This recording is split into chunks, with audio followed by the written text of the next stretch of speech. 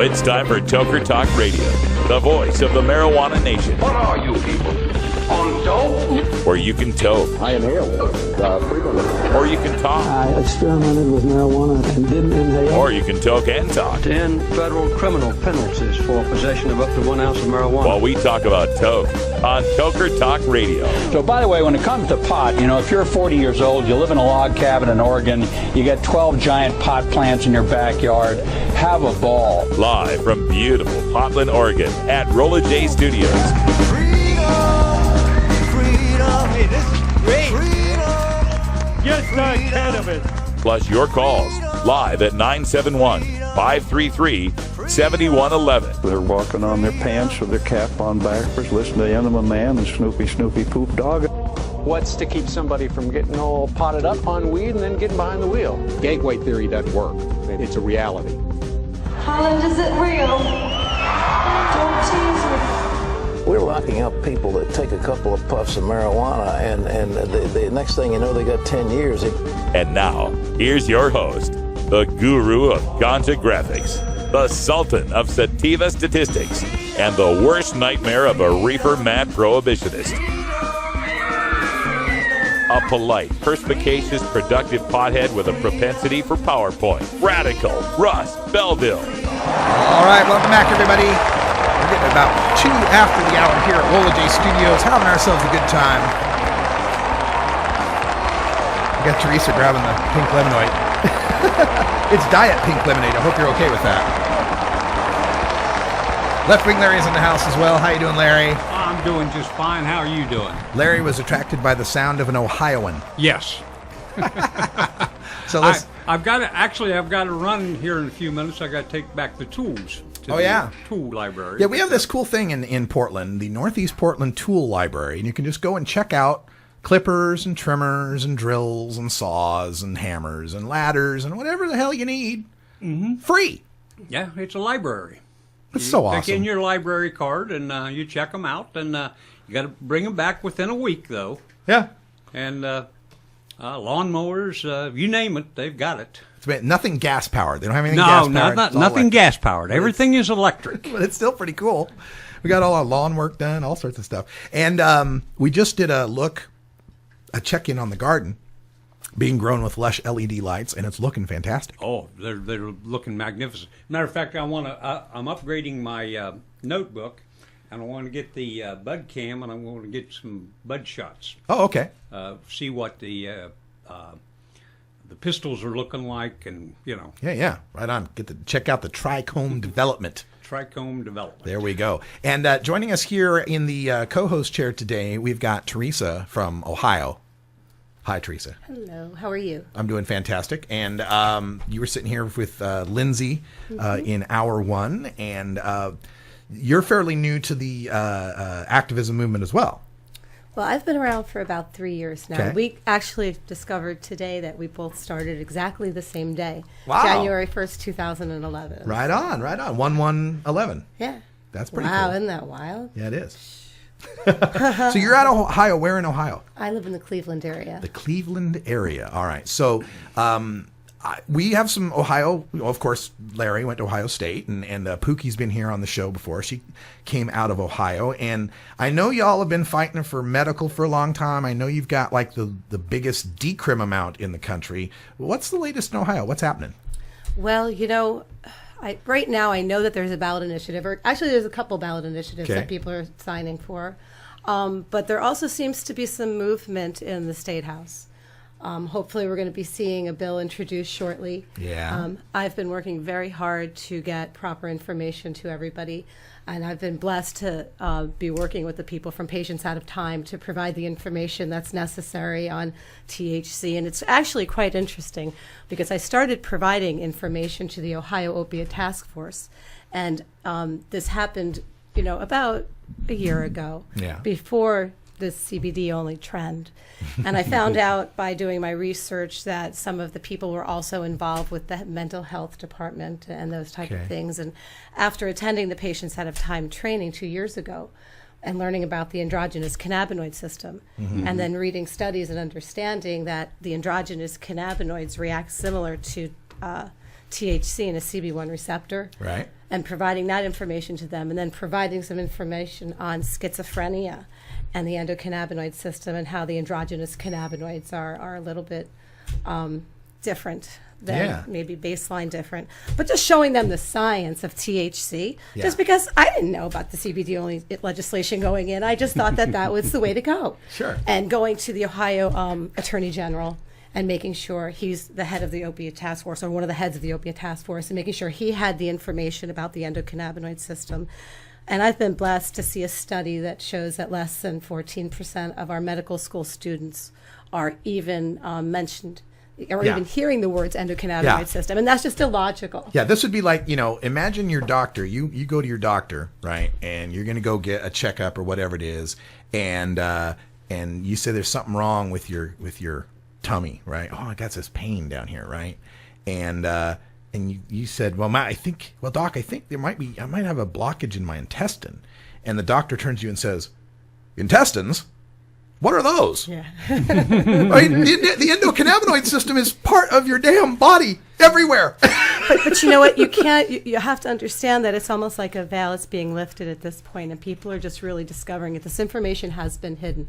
And how I'm selling it, as I call it selling it, is, it doesn't matter if you're in a medical marijuana state or not. We all have an endocannabinoid system, and we have this stellar organization that has existed for almost 20 years that provides accredited CME training in this biological system. And in drug policy, the 3 years I've been in, to know about Patients Out of Time and to know their stellar reputation and how they have worked hard and remain self-funded to maintain the integrity of the science. They've done that as 2 U.S. Navy vets and have worked very, very hard. And that is definitely to be commended in a world where I see cutthroat, horrible behavior, and greed and ego. And that's not what I see with this organization. This organization is stellar. And to be able to, I'm actually in Portland right now to be at the conference. Right. That's what we're getting to, is that here this weekend is the Patients Out of Time conference. Happens every 2 years. I was at the last one in Tucson. I think it was in Tucson. Was what, 2012, I guess, in Tucson. And so now it's in Portland this week, and I've got a whole bunch of people that are going there, and I've asked them to pick up some audio clips and little interview recordings. I'd send you with a recorder if you want to go. But we're getting as much information as we can from this conference. So stay tuned for that. Now, we've got a caller on the line here from the 831 area code. So let's go to the phone lines here. 831, you're on the air with Toker Talk Radio. Hey, Russ. John Thomas.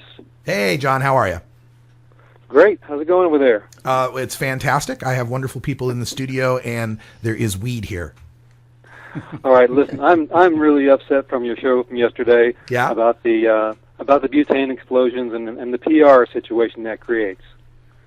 Go ahead. And I believe dispensaries should not buy from uncertified producers of this, and there should be licenses established to manufacture the concentrate, and work sites should be inspected and approved. And I think all the reform organizations, NORML, MPP, SDP, SSDP, LEAP, everybody should get together, stand up, and say, we support regulation of this production, especially with butane. And, it's going to happen. One day, very soon, some innocent person is going to get hurt or killed in one of these explosions. And we need to take a position before that happens. I agree. I think we need to get ahead of it, be proactive. So, come on, can't these organizations get together? And, that would be a really great show of unity also, if they would do something like this. I would like to see that, John Thomas. That's a great idea, my man. Yeah. Come on, NORML, use your membership. I've been a member of NORML for 15 years, and I never really hear anything from them. They've got a lot of great people in their membership that they don't utilize. And we all want this to go forward, and we're concerned about this. Please stand up and make this statement for us. All right. Thank you, John. And the call's going out to the reform organizations. Make a strong stand here on the need for regulation, licensing, inspection of these potentially explosive manufacturing processes. Thanks for your call. We got another call coming in here. Corey is on the line via Skype. Corey, how are you? Corey, can you hear us? You out there, Corey? All right, no, Corey. So we're just going to go back to, I tell you what, let's take a break here. And when we come back, we'll talk more with Theresa about what's happening in Oregon, what's happening with Patients at a Time. And in just the 3 years that you've been doing this, some of the things you've observed. You had some great observations earlier. Maybe we can talk about some of them. You're listening to Toker Talk Radio here on 420radio.org. I'm Radical Russ. We'll be right back after this.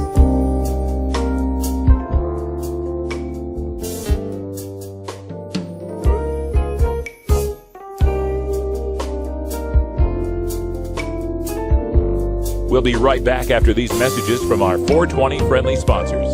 Support these advertisers because their ad money goes straight to the Russ Belville Show.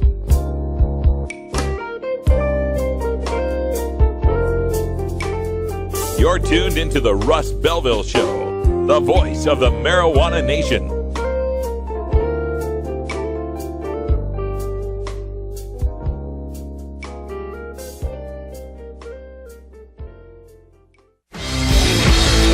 When you are starting up a medical cannabis business, you don't just want any attorney. You want a fired-up lawyer who understands the needs of cannabis consumers. The law office of Lauren Vasquez is your fired-up lawyer for the cannabis industry. Lauren Vasquez knows the details of California marijuana law from both a personal and professional angle. Lauren Vasquez rose from the ranks of college normal activist to become one of the Bay Area's best marijuana lawyers. Visit her website, fireduplawyer.com, or call 1-855-MMJ-LAWS for more information. That's 855-665-5297 for Lauren Vasquez, your fired-up lawyer, or email fireduplawyer@gmail.com. The number again is 855-MMJ-LAWS, 855-665-5297 for your fired-up lawyer, Lauren Vasquez. Lauren Vasquez is an activist attorney you can trust. Call today. 420 Radio, the activist radio station. Hey, Tokers and Tokettes, Radical Russ here to introduce you to my friend Matt and all the staff at Lush LED Lighting. Growing plants indoors can be a rewarding hobby, but electricity bills can go through the roof. Then you have to cool down all those big hot lights. It can drive a grower insane. With Lush LED Lighting, you can solve many of these issues and double your rewards. If you thought LEDs were meet the tech of today, Matt and his scientists have developed the perfect light for flowering plants with far less cost and heat. And the results? Let's just say I appear at a lot of events with the masters of indoor horticulture, and the harvests I saw from Lush LED Lighting were big, tight, sticky, and very effective. Check out LushLEDlighting.com right now and tell them Radical Russ sent you. Double your rewards and lower your expenses with Lush LED Lighting.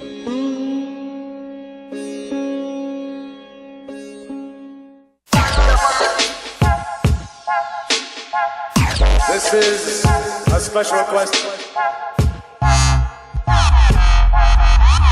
We don't want you to smoke genetically. Welcome back, everyone. Toker Talk Radio, 13 and a half after the hour. That's music from Souk Knight, Ganja Dub, some of our Irie Wednesday tunes. And speaking of Irie Wednesday, tonight at, coming up next after this show at 5 o'clock, you're going to get to hear last week's Gordon Green's Music Planet. And then at 8 o'clock, the new Gordon Green's Music Planet. So check that out, 5 and 8. AM and PM. We've always got a music show here on 420radio.org. We're hanging out with Left Wing Larry, who's on camera 5 over there. And we've also got Theresa from Ohio here on camera 3. And we were just talking about THC. You know, my rant was about THC is medical marijuana. There's a lot of medical value in THC, you know, nausea, post-traumatic stress, pain, and so forth. And you were talking about your campaign to educate, you know, even medical professionals that one, we have an endocannabinoid system, and two, THC does more than just get you high. So as we've got this rash of all these CBD-only bills, do you have any ideas on how we steer it now to get them to understand that, well, that's a nice gesture, but if you really want to help people, they need THC? Absolutely, because it's kind of like what I've been doing, some of the work I was doing, not intending to do it at all, which is basically give them the THC information. Tell them they need to have their doctors trained. Okay, if you have to do CBD only, all right, you know, but get in there. And they need to immediately follow up with accredited CME training for doctors and nurses in the endocannabinoid system. Mm-hmm. I do know that I've been speaking to Jody James and to Kathy Jordan in Florida, and one of my suggestions for them was to get that in the bill We need that in the bill. We need it in regulation. I've made that recommendation to Dan Rush of the United Food and Commercial Workers Union. Yeah. We must get our doctors trained. It's illogical to think that in 21 states right now where there's medical marijuana, that there's approximately 350 people, maybe at this conference, maybe 400. We need to have every medical professional trained in the endocannabinoid system. And that's, I think that's a piece of this puzzle that's missing. Mm-hmm. And again, my curiosity leads me to say, what has happened? If we evolved with this plant as a human species for thousands of years until the 1930s, and then it was taken out of our diets, I'd like to know what has happened to our endocannabinoid system. How does that endocannabinoid system evolved? And how many generations, how much has it evolved as we've gone through these generations?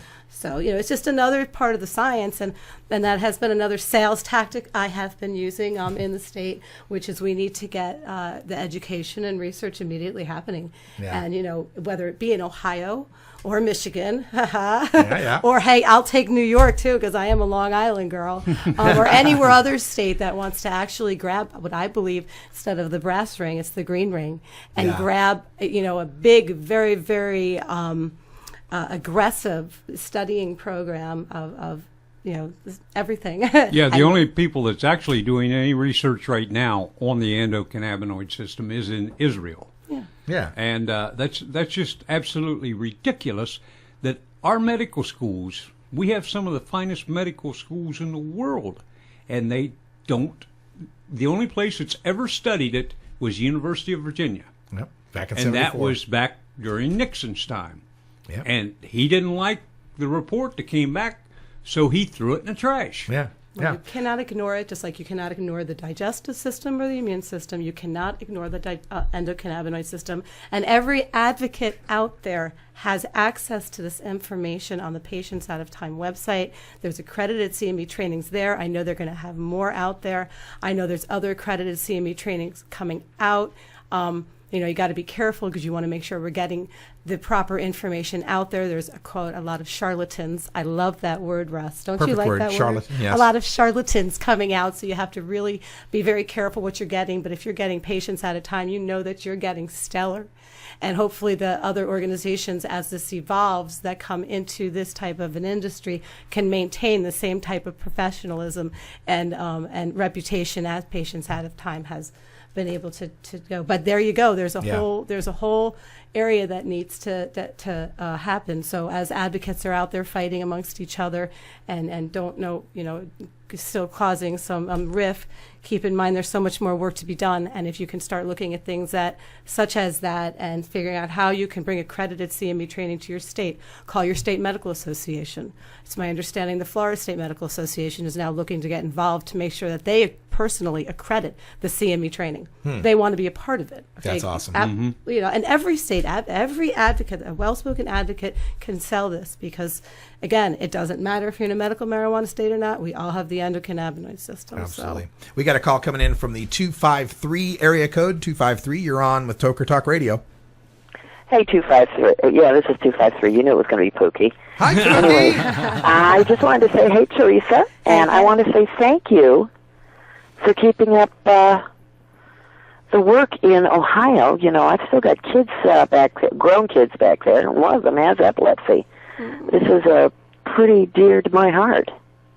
Yeah, and then God bless the families and what they've been through in Ohio and all over the country. And I have a hard time hearing and listening to the stories. I was at the press conference from Representative Hagan when he did a press conference a couple months ago, and I was there, and one of the most touching moments to me is when I just looked over at Representative Hagan, and both of us had tears down our faces because it touches so close to me, to the heart. I have 5 children, and to even think that the pain and what these families are going through and how they need to be protected from all different things, and we must get this.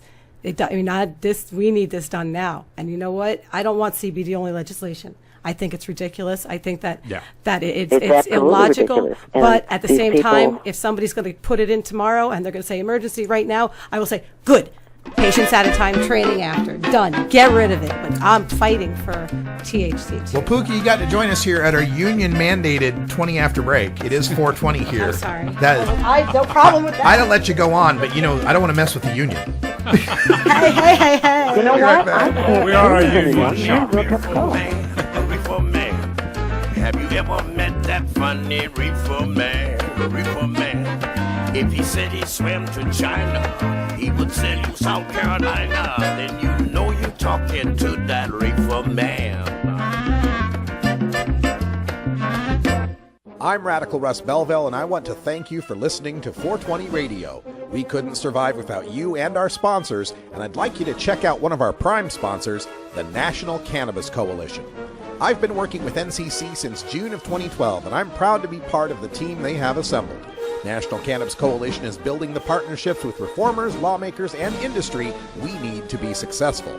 Visit the National Cannabis Coalition website at nationalcannabiscoalition.com or the easier-to-remember ncc420.com. That's where you'll get the exclusive first look at my radical rants, as well as informative articles from the nation's top cannabis pundits.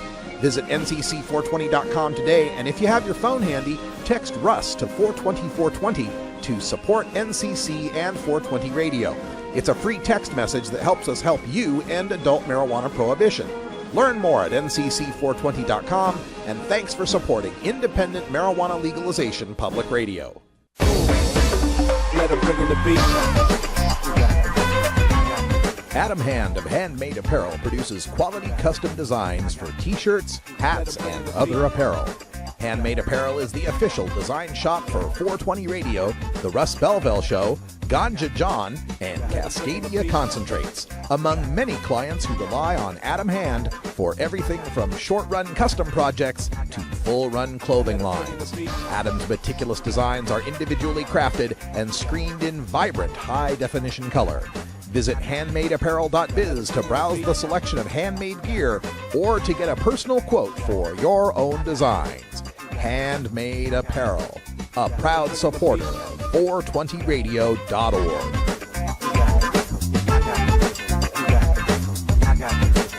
Let him bring in the beat.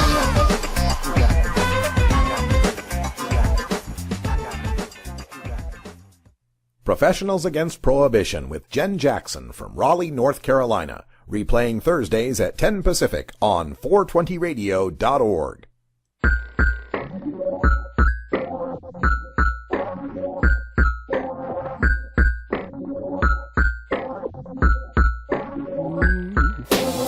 On a swollen hand beside a dented garbage can, a blind man staring at something only he can see.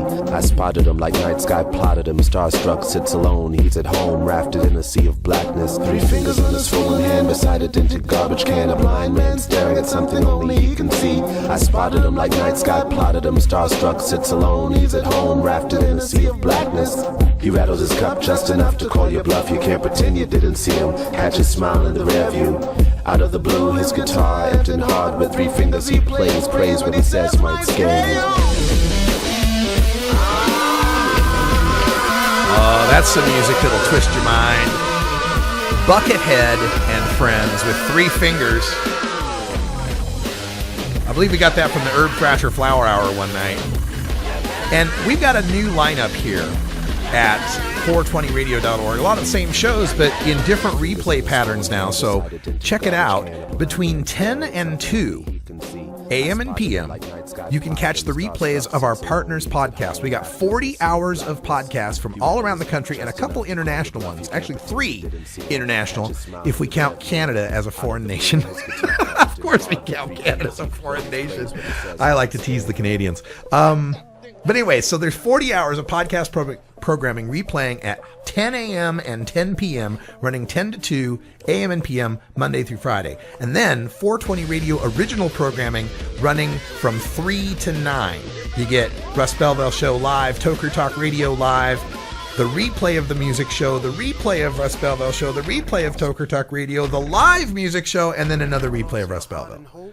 3, 6, and 9 if you want to hear me babbling. 4 and 7 for Toker Talk Radio, 5 and 8 for our music shows, and that's AM or PM. Check your time zone by going to 420radio.org/schedule You can get it all figured out. It's also on our programs page at 420radio.org/programs. Welcome back, everybody. We are hanging out with Theresa from Ohio, and we've also got Left Wing Larry here from Ohio/Florida.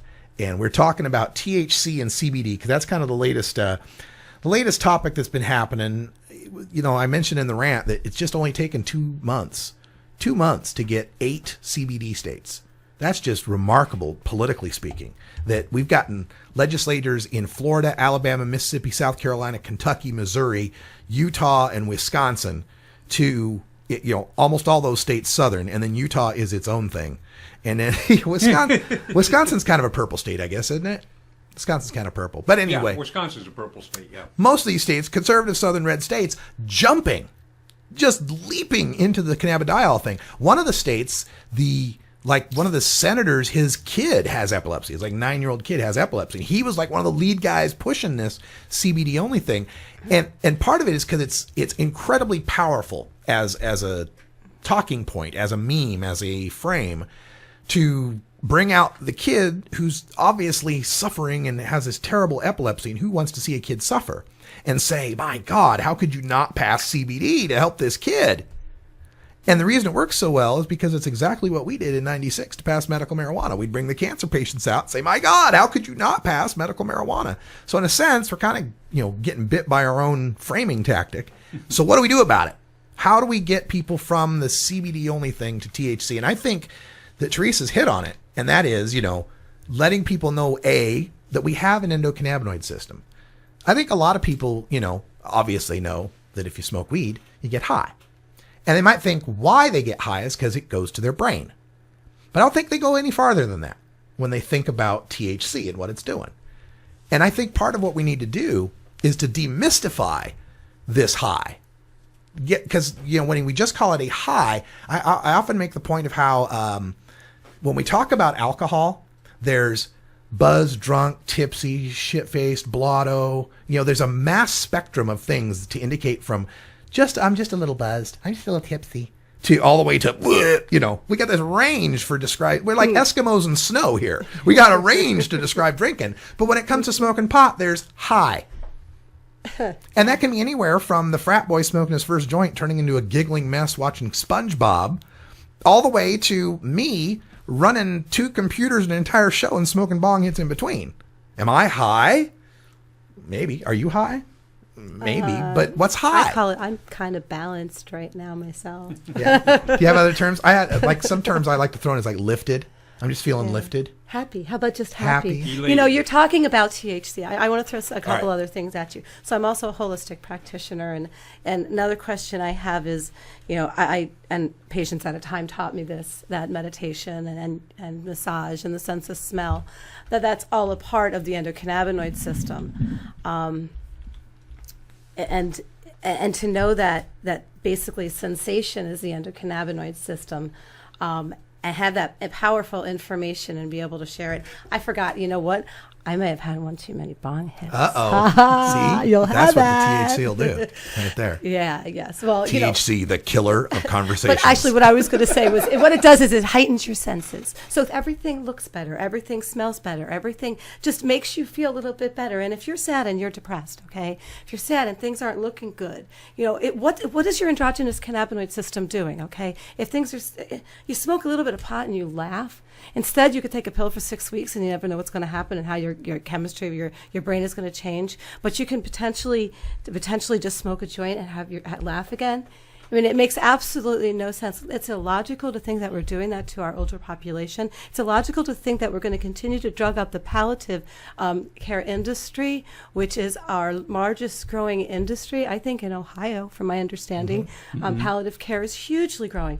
And we're going to drug them up with pharmaceuticals to make the pharmaceutical company more money and have our families dying in ways that is not naturally attended by the greater being, be it, the goddess and goddesses or Jesus or Allah, whoever it is that we're all underneath. Billions and billions of years of evolution. Well, however you look at it. Yeah. Hey, we got a call coming in here from Illegally Healed from our chat room is on the line. Can you hear us okay? Yeah, I can hear you great. Right on. What's on your mind? just wanted to talk about why CBD is so easy right now for these senators. We actually helped a family, the Warrior family, move from Oklahoma to Colorado to get their baby on this medicine. And she's been on the medicine now for about 2.5 weeks, and she's seeing a great reduction in seizures. So it is working. But I want to point out that it's so early that we don't know what this CBD-only medicine is going to do as these kids, get a tolerance for this. This is so new, and which is why it's so important for these whole plant legislations to pass. Is because as an advocate, as experts, you guys, you all know that you need the whole plant, and that message is not being spread, and that's just that. Yeah, Sanjay Gupta in his Weed 2 documentary did touch on and lent us a great frame. He called it the entourage effect. That these chemicals, the CBD, the THC, the even CBG, CBN, CBGB, heebie-jeebie, whatever, they all work together in concert much better than they work individually. Kind of like, you get your vitamin C better when you eat an orange than if you take a vitamin C pill. And I think if we can start pushing frames like that, that's going to help people understand that. Mm-hmm. Definitely. Absolutely. And one thing I'd like to see Sanjay and the CNN crew do is we're actually working on a documentary ourselves, and from working on this and talking to the same patients that he talked to, they have a lot of film on cancer patients, and I've met a lot of people that have done interviews with them that were actually receptive from doing an interview with our group because their story didn't get shown on CNN, and some of the stuff that I'm seeing that didn't get shown is cancer patients and people that were benefiting from THC. It seems like that's special. And I mean, what you said is 7 months ago. August 11th, 2013 was the first one, and then February, I think, is when he did his second one. Yeah, and even the second one, it's just CBD. Yeah. So I hope that for everybody's sake that they release some of the stuff that they have on the benefits of THC as well. Yeah, I think that needs to happen, and thank you for your call, because that's a really, really good point, and thanks for your participation in the chat room. We'll see you there, man. And it's something that, this is something I've brought up as well, is that in the Sanjay Gupta documentaries, right, if you saw Weed and Weed 2, and I've got them on the DVR, so I've watched them a couple of times, it was like, little Charlotte Figi suffers all these seizures, and she is helped by this miraculous extract of CBD, cannabidiol oil, that's extracted from the cannabis plant and does not contain the psychoactive chemical that gets you high. This CBD has shown to reduce her seizures from 100 seizures to just 1 seizure. CBD has really helped little Charlotte Figi. Now, there's this kid with hiccups. He smokes pot a little bit, and it seems to help. Now, this Charlotte Figi, right? Because you remember the kid? Remember They touched a little bit on the cancer in Israel. Yeah, they had that they too. They touched a little bit on it, but they didn't really elaborate on it like they did with the CBD oil. They didn't elaborate that like when they were talking to the kid who had that spasmodic diaphragm, he talk like that, right? Because he was always just in constant spasm, and then he smokes, and boom, he can talk, right? Yeah. But they never said that's because THC did this or that, as well, like they did with Charlotte Figi in explaining the CBD. So I think THC got the short shrift in these films, and I hope Illegally Healed's right, and that we get it to we get some of this extra footage. Weed 3, The Revenge of THC. I don't know. That would be great. The Return of THC. No, I'd be happy. Weed. It would be Weed 4, A New Hope, CBD, right? Weed 5. The cannabidiol strikes back, and then Weed 6, Return of the THC. We've got our Star Wars trilogy of weed movies. We're having a good time here at Toker Talk Radio. It's 34 after the hour here, and our phone number is right up there. It's 971-533-7111. And when we say Voice of the Marijuana Nation, that's what we mean. We mean you. You can call in and make your voice heard, even if you disagree, especially if you disagree. I like talking to people who disagree with me because it forces me to learn and expand and hone my arguments. So please, that's what Socratic dialogue is all about. And that's how I learned everything. So arguing about it. So you've been in, going back to Theresa here, who is our guest today. And thank you for being here and hanging out. Well, thank you for having me. I didn't even know this was going to happen this morning, so I was just wandering around Portland, and look what happened. There you go. So the Patients Out of Time conference is this weekend. Al Byrne and Mary Lynn Mathry put this together, as you said, a couple of vets who have done stellar work shepherding this through the seas of melodrama. So I wanted to bring up melodrama for a second. And not any particular melodrama, but I'm going to go meta on this about like, as someone who's just recently in 2011 recently got into marijuana activism. Mm-hmm. Have you ever seen a bigger soap opera in your life? I don't quite understand it because the issue is so serious. And for there to be such backstabbing and such this, such that, such this, such that. Man, guys, we have to get together here. We have something very important happening in this country. If you cannot play nice with the family, you're going to have to go sit in your room. But we're a drug policy family, and we all need to remember that. Yeah. And you know what? If you're not representing us correctly at this time, thank you for your prior service, and it's time for other people to stand up and come out and stand out for what needs to happen until that person needs to be stepped aside. Now is it a mother of a sick child who is willing to take this burden? Because we are all warriors here. Who's going to take this burden for a while, and then it's going to be passed to an ALS patient. Who knows what it's going to be? But we all have to remember that we're all just a grain of sand on the beach. Okay, that's what we all are, and we have to learn how to work together in what we're doing. Now, in the state of Ohio, we have a lot of families that are putting their face out there for this issue of CBD only. And let me tell you one story that I recently heard from one of the mothers. Somebody sent her a free sample of CBD medicine. Her seizing child stopped seizing after she took the tube, and then she ran out of medicine. And then she ran out of medicine. This person who sent her the free sample first, where this medicine stopped, her seizing, sold it to her for, I think, how many hundreds of dollars so that she could have relief again for her child for a couple of, maybe weeks until she runs out again. Yeah, the first one's free, baby. That's right. It's just like, well, you know what? You talking to me? You got to be kidding me. You don't do that to mothers of sick children. And not just that. You don't do that to sick children, because that little girl ended up in the hospital again because she was unable to get that stuff that you were provided her. Okay? Now, I don't know what's right and wrong with CBD-only legislation. I don't know why it's passing so fast. I hear money talks. I don't know if that's a true statement or not. I know that's CBD-only legislation. And from there, anybody can look down the line and make a decision on that. But we need to look at what we're doing in my state and understand what's happening to mothers out there that are across the country that are desperate to help their children. Mm-hmm. And I am a mother, and I would do anything to help my child. And we're putting these parents in a definitely horrendous position.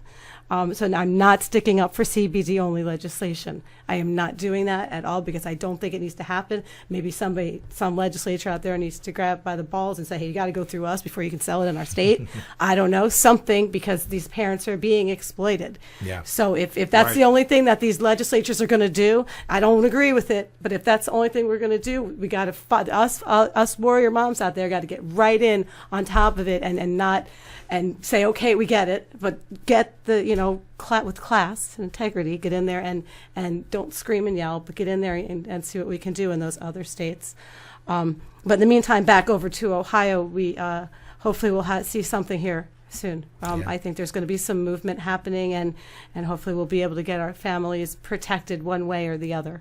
I think one of the things, as far as the CBD legislation that I've seen that's been pretty frustrating, and I think that 1 or 2 or 3 of these 8 so far don't do it this way, but the majority do.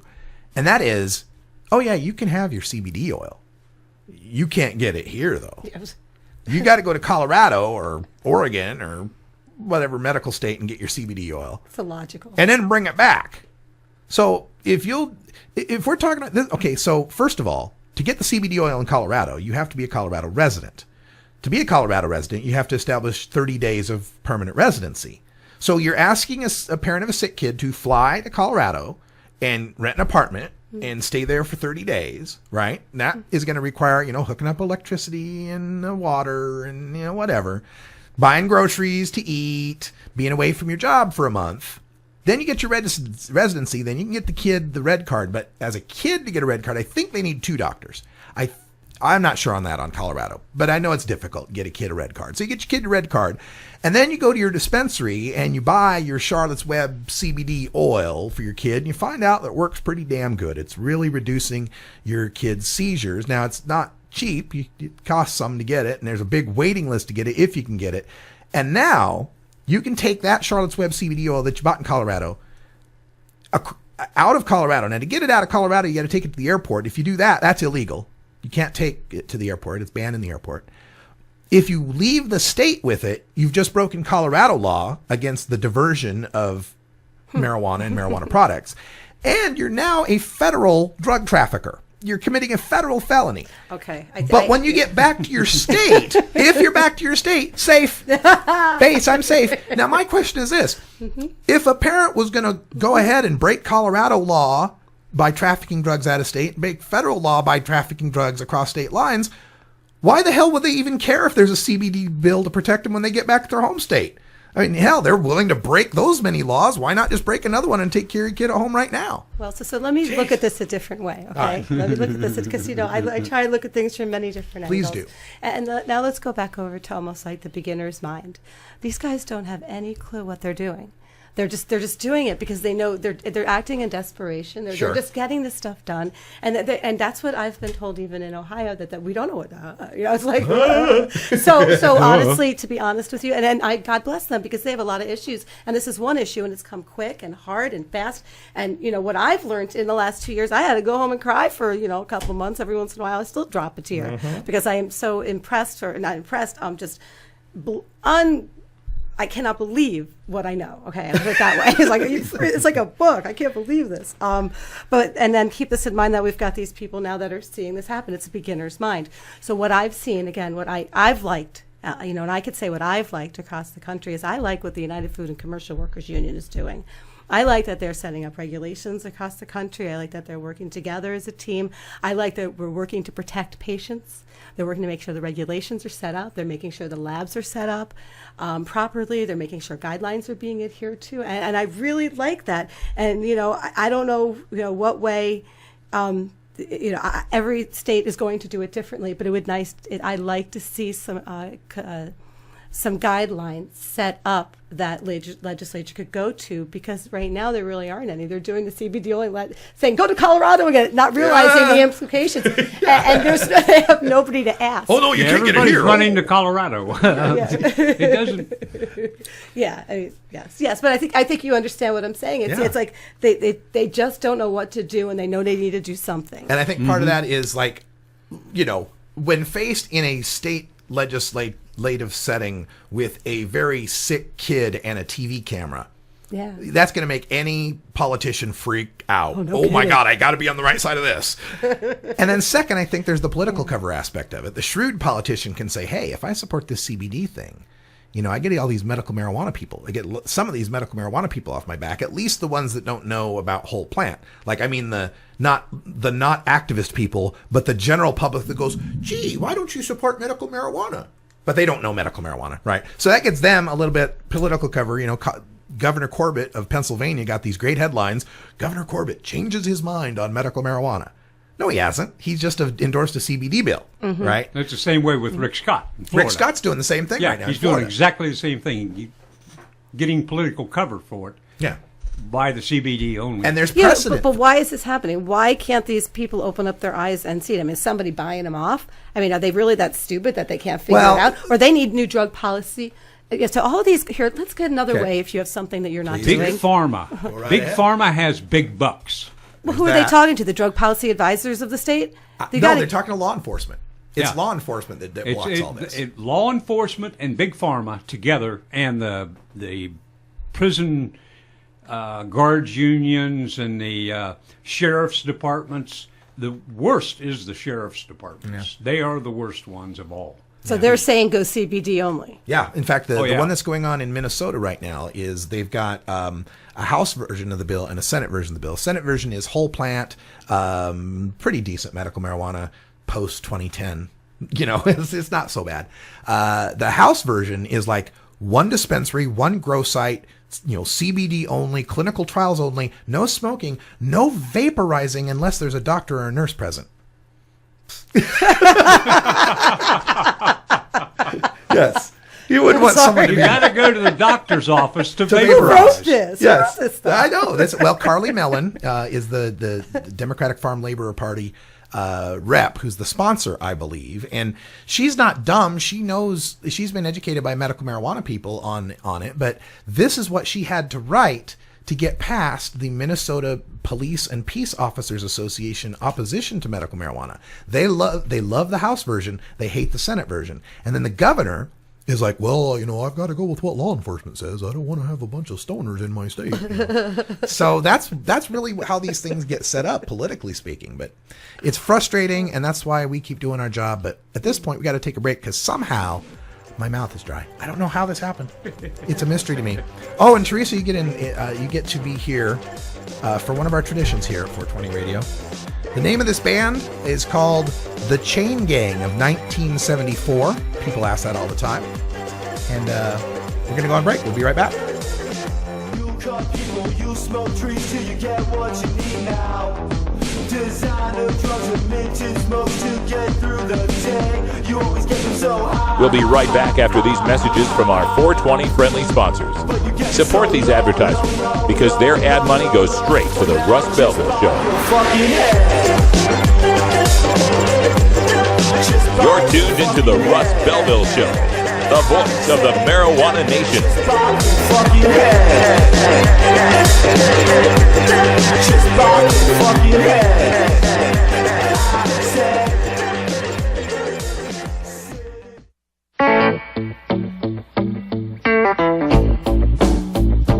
I'm a reefer smoking man. Wood Pipe Smoke Shop and Speakeasy is your source for cannabis community gear in southern Wisconsin.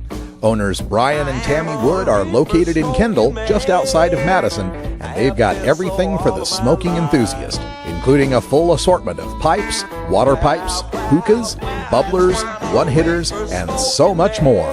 They're open noon to 8 p.m. Monday through Saturday and can help you with your detoxification therapies as well. Call 608-466-7473 or email woodpipes@yahoo.com for more information. That's 608-466-7473 or email woodpipes@yahoo.com. And as always, go pack go.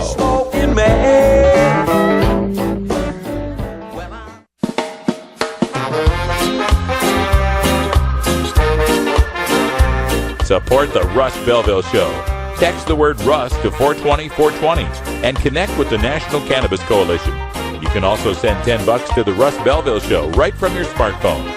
That's Russ to 420-420. You're listening to Radical Russ on the Russ Belville Show.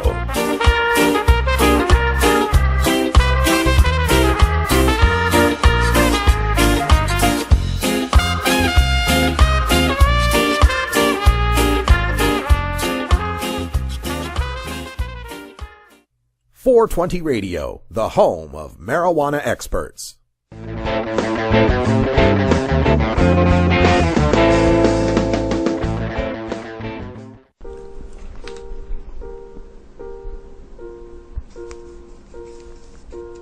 Marijuana is harmless.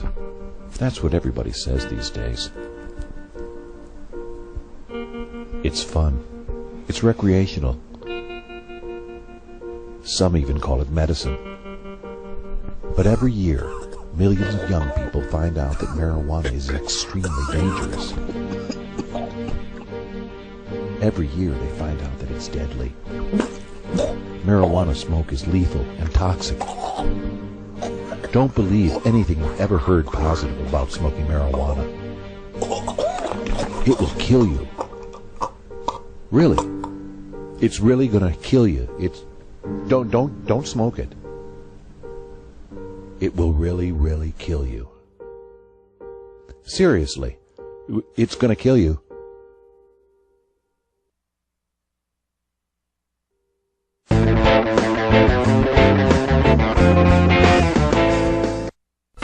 We about to flip up the script. Same old story, same old. Dirtball and Daddy X. Same old story.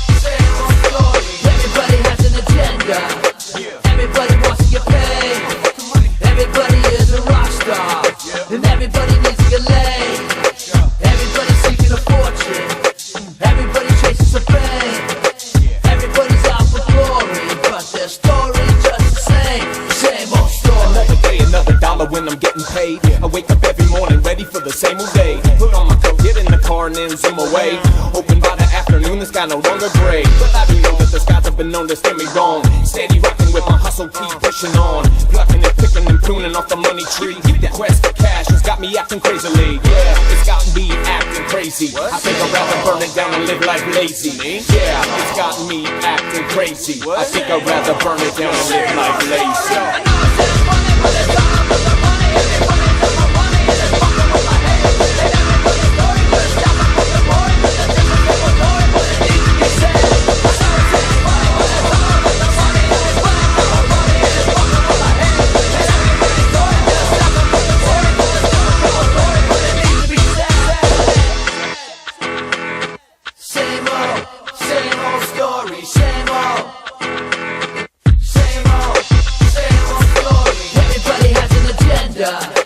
Everybody wants to get paid. Everybody is a rock star. And everybody needs to get laid. Everybody's seeking a fortune. Everybody chasing some fame. Everybody's out for glory, but their story's just the same old story. Yeah, let me think about it again. Another repetitive deal is all because of my friends. I didn't believe, I didn't retrieve in my career. I check them off the list, one by one, show no fear. The fact, they ain't even got my back no more. Could've bet a lot of money on how that would go. But when you think up in the biz, all about the show. You gotta drop a lot of things, focus on the dough. Let go, and let them talk about what they want. It's only jealousy, it's the same old hump. Let go, and let them talk about what they want. It's only jealousy, it's the same old hump. Yeah.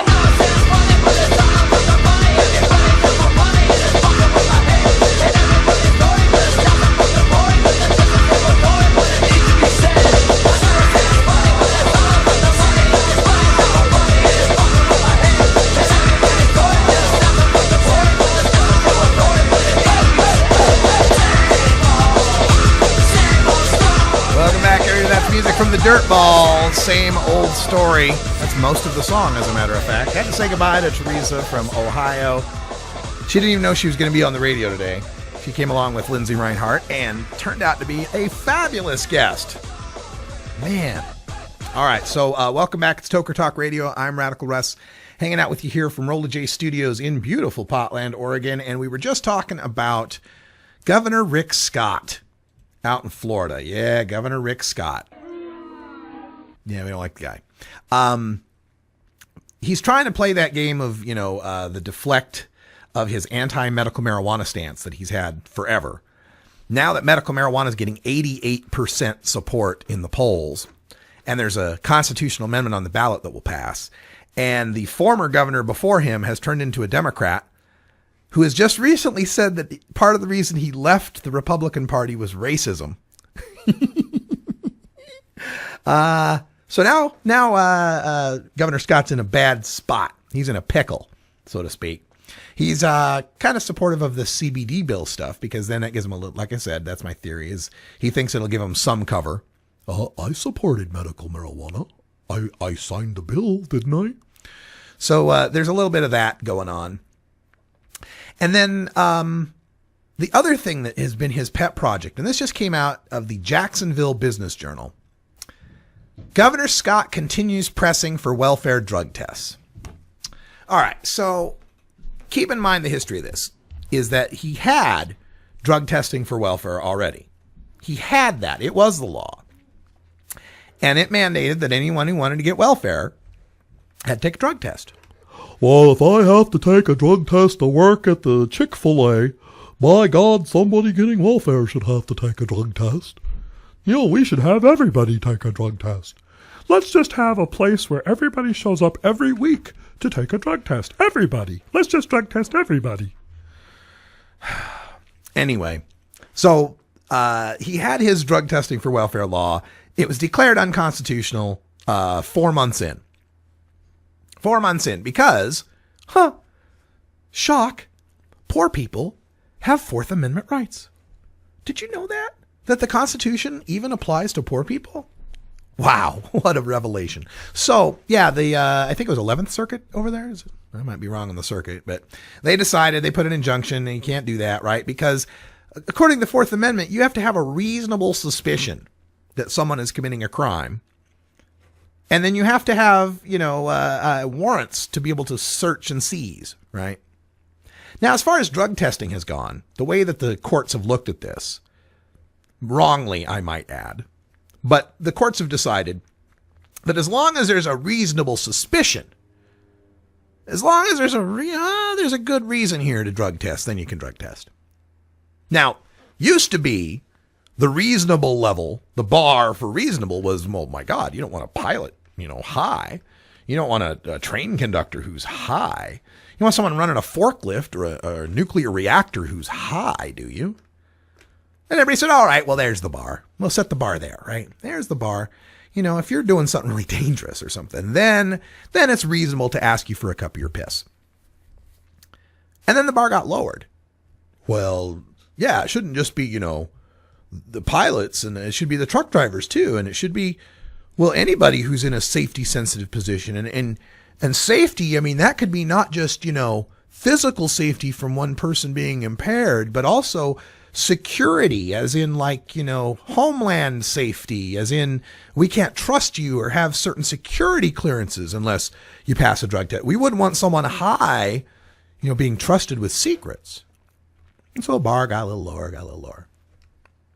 And then it just came to be, well, if you're going to get a job, we want to have a drug-free workplace, don't we? We can't have people that are high in the workplace. My God, we need to drug test anybody who's trying to get a job. Now, some people complain about that. Why? That's unreasonable search and seizure. But here's the problem. See, the government's not asking for your piss. It's an employer, and that's a private relationship. That's a private contract that's completely voluntary. It's just you're just working because it's completely voluntary. Like you could choose not to work, I suppose. But it's completely voluntary, so, there's no Fourth Amendment problem there. You want to work for this guy? You have to give him your piss. And first it was, at the workplaces, it was, the forklift jobs and the jobs where people might, but then it became the customer service jobs, and it became the cubicle jobs, and it became just about any job they wanted. For the poor people, I'm not talking about management. No, not management executives. Don't be ridiculous. No. Just poor people. Working class people. Don't be ridiculous. All right.